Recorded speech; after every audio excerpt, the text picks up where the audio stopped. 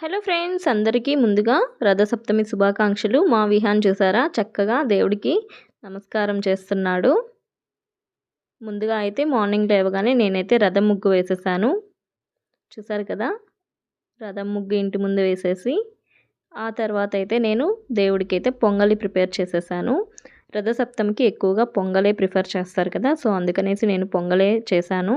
అలాగే అందులో ఒక చిక్కుడుకాయ లేదా చిక్కుడు ఆకు కూడా వేయాలంటారు, అది కూడా వేసానన్నమాట. ఆ తర్వాత అయితే నీట్గా ముగ్గు వేసి దీపం పెట్టుకొని పూజ చేసేసాను. ఈ విధంగా అయితే నా పూజ అనేది పూర్తయిపోయింది. చూసారు కదా, ఆవు పేడతో ఇలా అలికి ముగ్గు వేస్తే చాలా మంచిదంటారు రథసప్తమి రోజు. అలానే బాదం ఆకులో ప్రసాదం అనేది పెట్టేశాను నేను దేవుడికి. సో ఫైనల్గా అయితే ఇలా పూర్తయింది మా ఫెస్టివల్.